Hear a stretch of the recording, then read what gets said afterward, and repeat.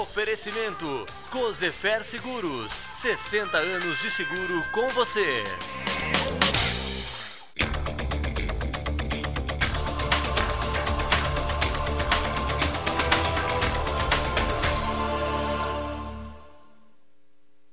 Telespectadores da Rede Opinião de TV, estamos dando início a mais um programa Direito em Foco. Aliás, novembro próximo estaremos fazendo 8 anos no ar pela Fundação Educativa e Cultural de Araras. E esse convidado, salvo engano, é a quarta ou quinta vez que se faz presente e eu faço questão de trazê-lo mais uma vez para que esse contato com o telespectador de toda a nossa região, hoje incluindo Piracicaba, em breve Santa Rita do Passa Quatro e região também, faça estreitar os conhecimentos do direito do trabalho para com o cidadão. Meu convidado de hoje, Dr. Júlio César Roda, juiz do trabalho, juiz titular da Vara do Trabalho de Araras. Boa noite, Dr. Júlio. Boa noite, Dr. Maurício. Como foi dito pelo senhor no início, já é a quarta ou quinta vez que estou aqui, já estou me afeiçoando bem ao ambiente. Está começando a cobrar daqui câmeras, a pouco. Exatamente, direito de imagem. É um prazer enorme estar aqui, falando com o senhor, com os telespectadores, enfim. Muito bem, doutor Júlio, nós temos dentro, vamos falar da questão um pouco mais macro da Justiça do Trabalho, o TRT da 15ª região, ao qual todas as cidades que nos assistem estão vinculados, jurisdicionados. Eu pergunto para o senhor, temos uma evolução muito grande na parte de estrutura do andamento processual. E essa justiça do trabalho é uma justiça que obrigatoriamente tem-se que deva ser rápido, e eu acho que o tribunal tem honrado esse compromisso, vamos chamá-lo de social, né? De fazer com que os trabalhos sejam rápidos, os processos sejam céleres, né? E isso se deve à informatização. O que tem sido feito pelo tribunal para beneficiar toda esse interior do estado de São Paulo, vamos chamar assim? Exato, é um questionamento bastante interessante, isso e bastante atual, bastante atual.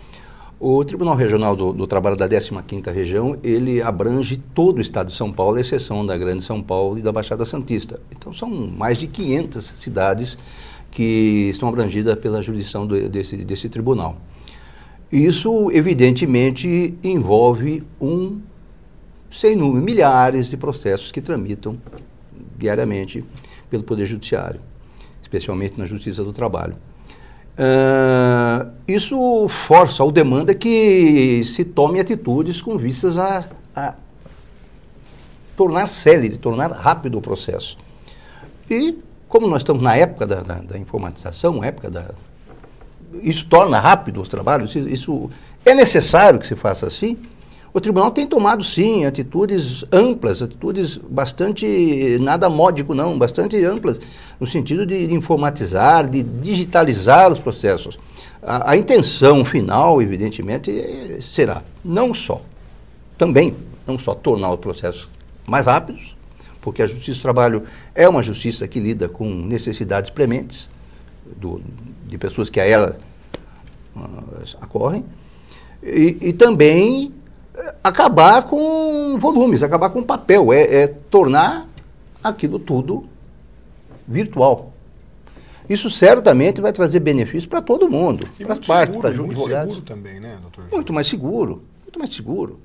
A gente ouve casos escabrosos aí de colegas advogados que fizeram carga de processo, tiveram veículo incendiado, veículo furtado, veículo roubado, e isso causa um transtorno para as partes, causa um transtorno para as secretarias dos processos. É um problema complicado, generalizado. Eu me recordo até há alguns anos aí que um advogado, não foi aqui em Araras, mas ele fez carga de alguns processos, aliás, vários processos, e ele parou num supermercado, numa cidade vizinha aqui, o carro dele foi furtado dentro do supermercado. Imagina o trabalho, o transtorno que isso aí envolveu e deu para todo mundo.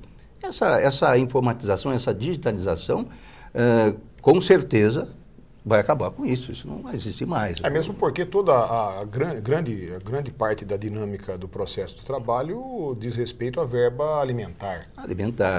São necessidades prementes. É para ontem.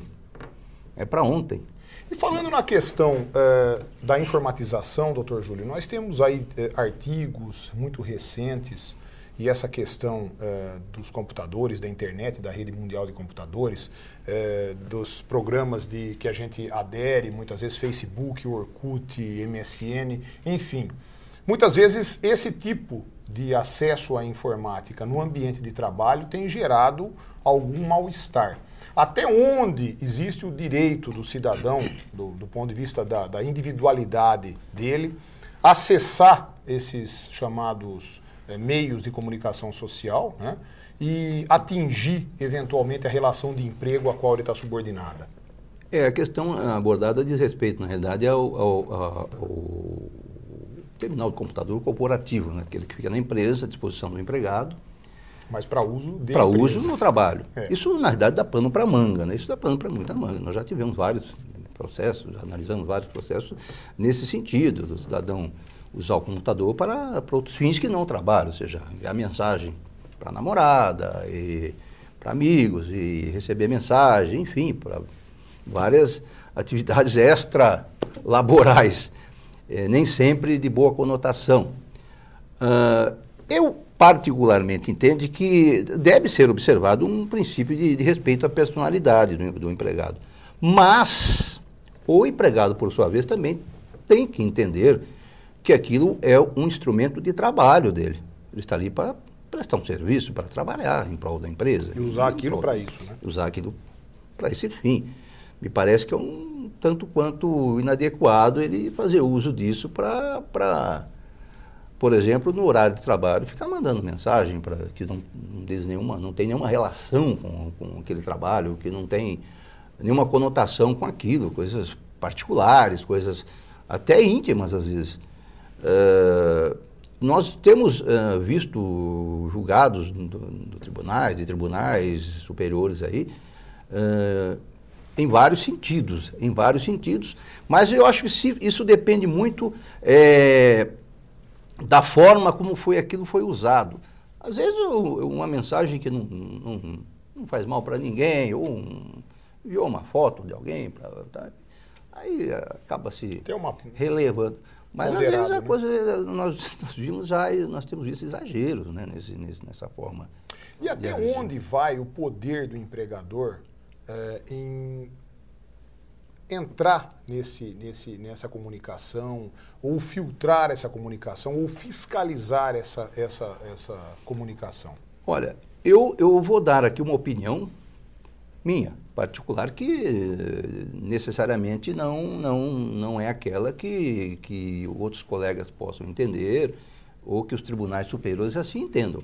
Mas eu acho que o empregador ele tem sim o direito de se intrometer nessa questão, de verificar isso.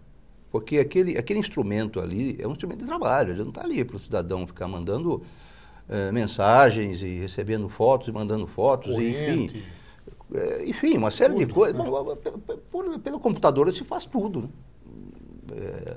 Cibernética, tudo se faz pelo computador.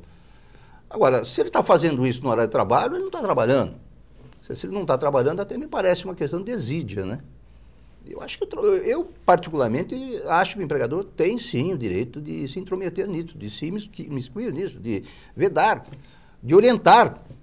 Ou até monitorar, né, doutor Júlio? Existem também casos de informática em que as empresas elas acabam tendo acesso a todos esses e-mails, em que pese haver uma certa senha do funcionário e tal. Claro, teria meios na realidade o computador hoje é o telefone, há algum tempo atrás. Nada impede que um cidadão lá fale, olha, eu vou ter que ligar para minha esposa, ou ligar para minha mãe, sei lá, para alguém aí, para um parente, para dar um recado, para um amigo. Acabou, não tem problema nenhum, mas isso tem que ser feito sem exagero, a pessoa tem que se conscientizar que aquilo, ele está ali para trabalhar, não está ali para... O senhor citou a questão da desídia, que é um dos elementos configuradores da justa causa, um dos itens do artigo 482 da CLT. Eu pergunto para o senhor, enquanto julgador, enquanto juiz do trabalho, já há mais de 20 anos, como tem sido a aplicação da justa causa nos contratos de trabalho, grosso modo? Mais uma vez aqui eu vou colocar um pequeno parêntese. Eu vou dizer aquilo que eu entendo, que eu vejo, como eu vejo a coisa. E também limitado a... Exatamente. Eu analiso assim. Eu acho que, no geral, em regra, uma empresa não tem motivo para dispensar o empregado por justa causa se o empregado não cometer nenhuma falta. Não der o motivo. Não der o motivo. Para quê? É lógico que a gente já vi justas causas plantadas, ou seja, O cidadão cria uma situação e tal, a empresa, o empregador acaba criando.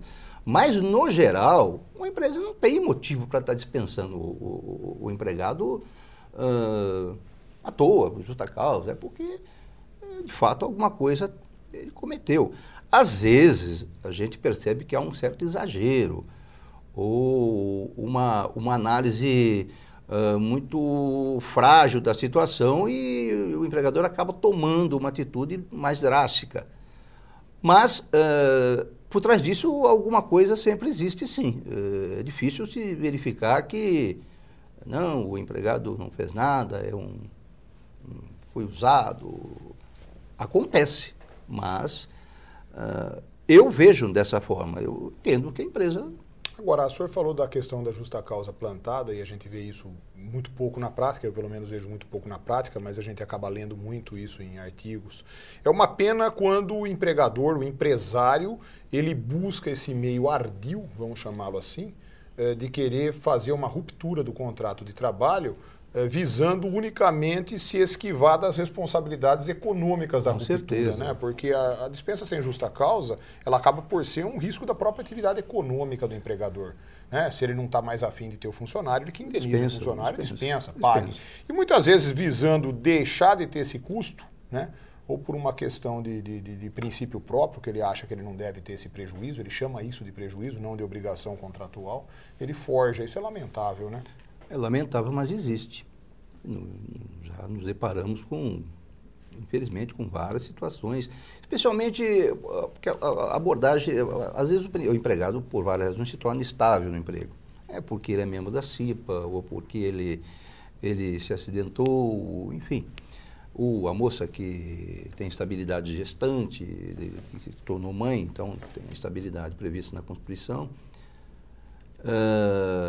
E às vezes esse trabalhador também, ele, percebendo que ele tem estabilidade, ele começa a exagerar também na sua conduta dentro da empresa.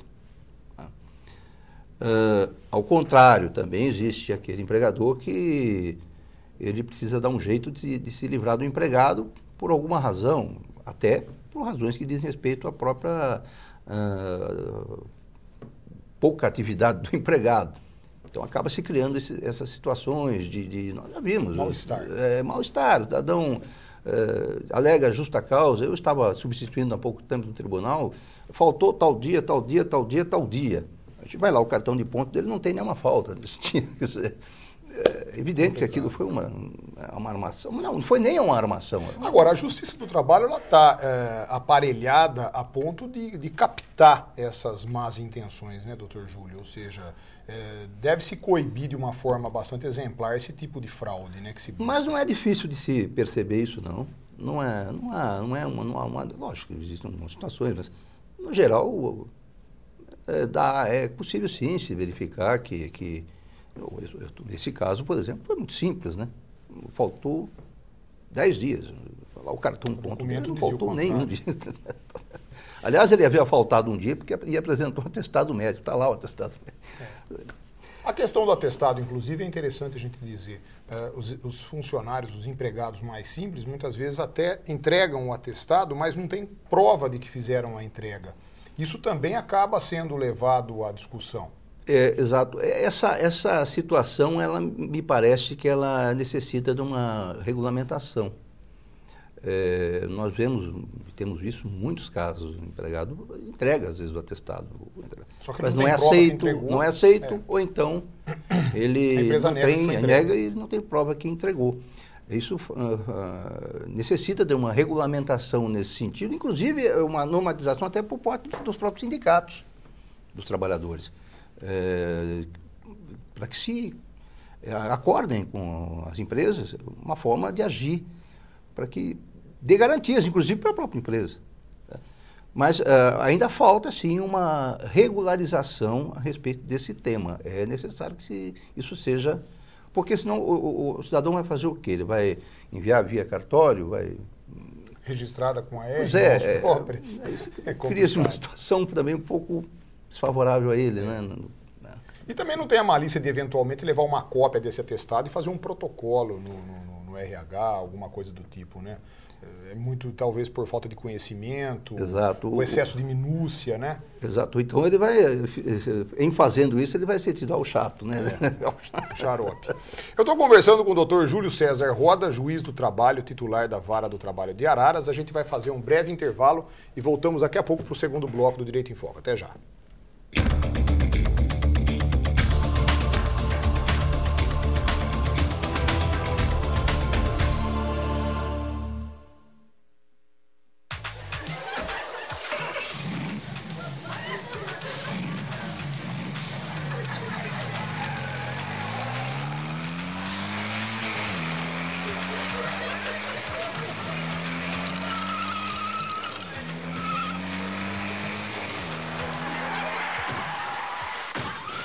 A mão que toca o copo não toca o volante.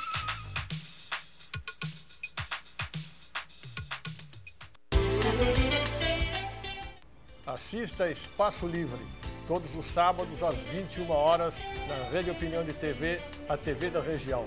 Um programa especial que busca sempre trazer um entrevistado de destaque ou um assunto de grande interesse para os telespectadores da nossa região. Não se esqueça, todos os sábados, 21 horas, Espaço Livre.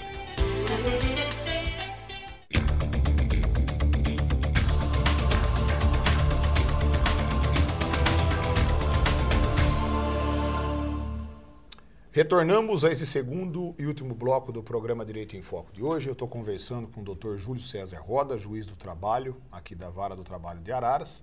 Dr. Júlio, a questão da nossa Vara do Trabalho propriamente dita. Nós temos uma média de 1.500 novos processos ano, nós abrangemos as cidades de Conchal.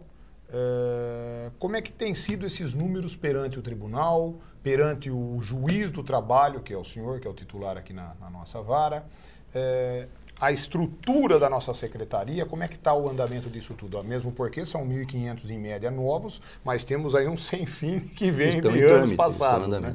Nós temos aí uma situação de 1.500 processos novos a cada ano em média. Um ano mais, um ano menos. Mas nós temos aí num total aí de cerca de 8, 9 mil processos em andamento, que é bastante, que é um número elevado. Mas o que se pode fazer? O direito de ação é um direito constitucional, todo cidadão tem direito de acionar quem ele entender, independentemente do resultado desse processo. Na realidade, nós temos uma estrutura, nós contamos com um grupo de colaboradores, de funcionários, que mais uma vez aqui eu gostaria de elogiar, porque são abnegados, são pessoas que trabalham e não reclamam. Pronto. E se reclamam, pelo menos não chegam a mim. Mas o calcanhar de Aquiles do Poder Judiciário como um todo não é nem o número de elevado de processos, é a execução. Né? A execução, isso que é o problema. Ou seja, o cidadão ganhou, mas não recebe. E quer levar. E quer levar. Isso leva... nós temos tido ferramentas de informatização, como penhora online, como, enfim, uma série de situações aí, para que isso seja dinamizado e até, ou então também minimizado. E tem funcionado sim, tem funcionado bem, nós temos tido bons resultados, mas o que funciona para determinadas empresas não funciona para outras. O que nós podemos fazer? Mas nós temos nos debatido, temos lutado sim contra essas intempéries, vamos dizer assim. Né? Agora eu pergunto para o senhor, recentemente, isso já há alguns anos, a competência do juiz do trabalho, e o senhor falou da execução, e nós temos que tocar nesse assunto, passou a ser ampliada, e eu vejo, vamos falar de uma forma bastante simples para que o telespectador possa entender, o braço de acesso da Justiça do Trabalho acabou por ficar mais longo, uma vez que vocês estão fazendo, às vezes, também do INSS, da Receita Federal, buscando tributos oriundos daquele processo judicial. Isso aí também tem atribulado, tem tornado mais devagar o andamento processual, em especial na questão da execução, como nós... Com certeza, porque nós acabamos adquirindo, até via legal, competências que nós não temos estrutura para isso, por exemplo, execução previdenciária, execução fiscal, mas a Justiça do Trabalho ela é bastante dinâmica, ela acaba encontrando meios para isso, sim. Nós tivemos informação a questão de algum tempo aí que nós havíamos arrecadado mais do que a própria Procuradoria da União, que hoje é a União, a Super Receita, em relação a contribuições previdenciárias buscadas nos processos. Mas isso, sem dúvida nenhuma, acaba causando problemas, porque nós temos que disponibilizar funcionários para fazer uma coisa que não nos pertence, na realidade. Pelo menos diretamente. Foge da nossa a calçada principal era resolver a questão do conflito capital-trabalho. Exatamente. Mas nós temos resolvido, nós temos sim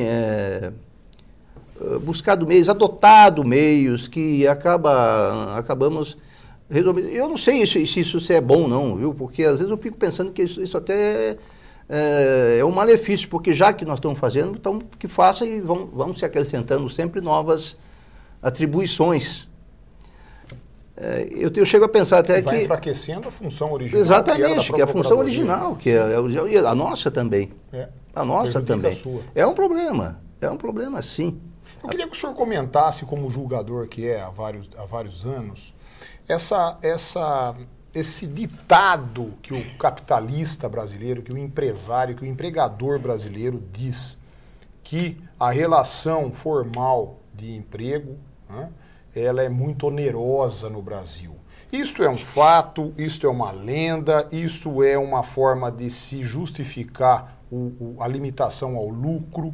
Qual que é o entendimento da sua prática como julgador dessa frase que a gente sempre vê ou sempre ouve ecoar nas conversas por aí? Não, é um fato, sim.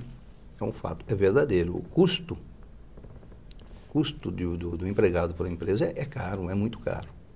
É muito caro para a empresa. Seria necessário que houvesse uma legislação nesse sentido para que isso diminuísse. Mas isso aí também dá um pano para a manga.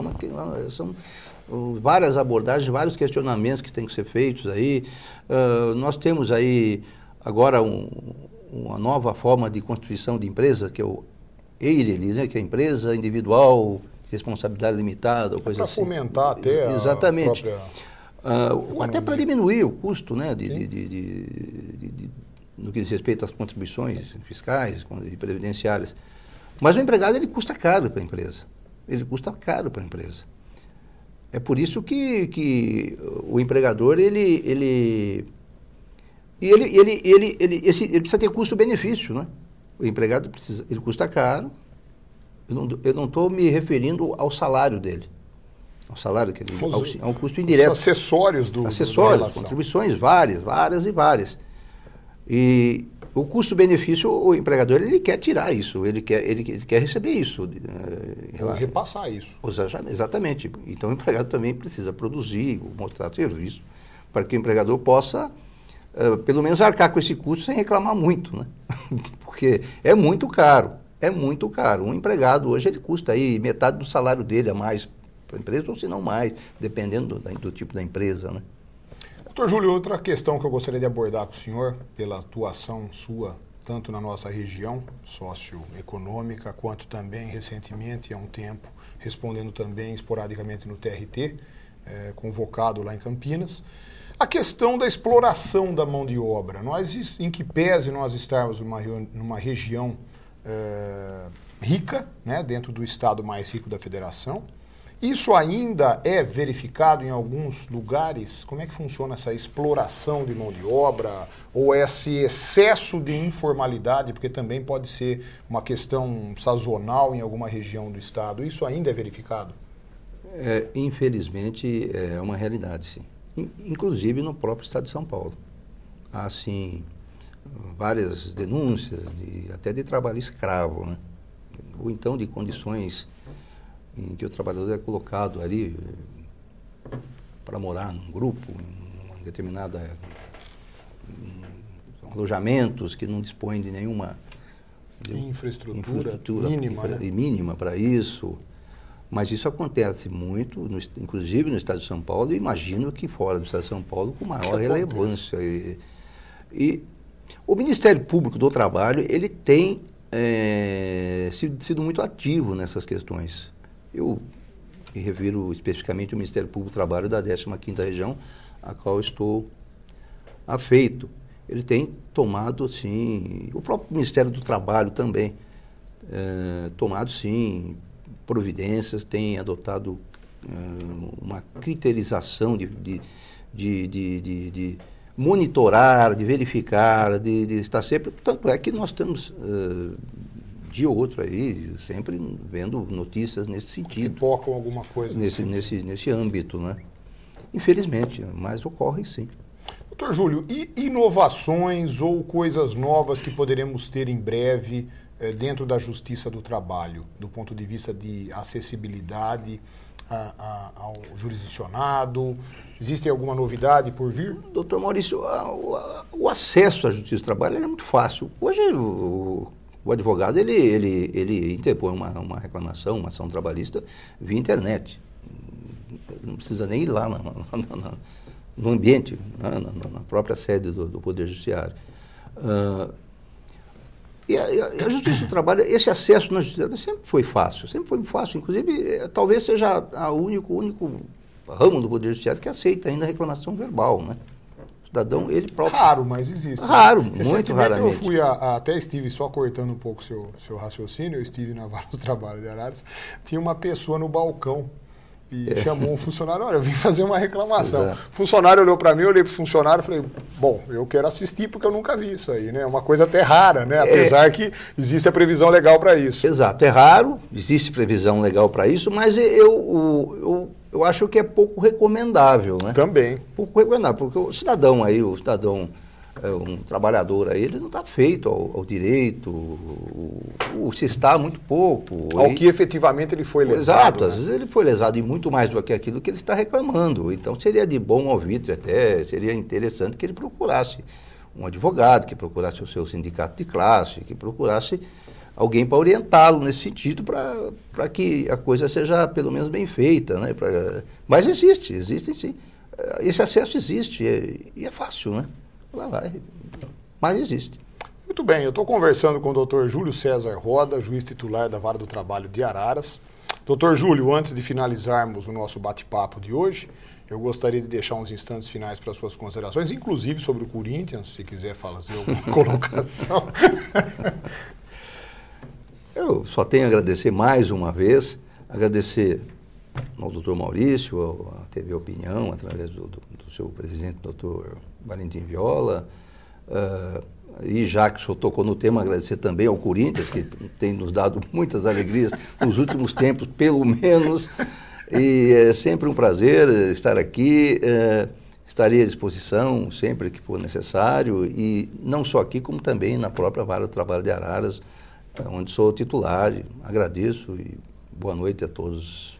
Muito bem, doutor Júlio, eu agradeço o senhor ter aceito o meu convite, estar participando desse bate-papo bastante acessível, bastante informal. O senhor é uma pessoa de bom trato, de bom acesso, né, nas suas explicações. Isso é muito bom porque o nosso telespectador, antes de tudo, a gente se dirige a um público leigo, né? Não podemos fazer palestras acadêmicas aqui sobre a vasta área do direito do trabalho. Mas eu agradeço sua presença no programa mais uma vez. Eu que agradeço. Agradeço também a audiência do amigo telespectador. Boa noite a todos e boa semana.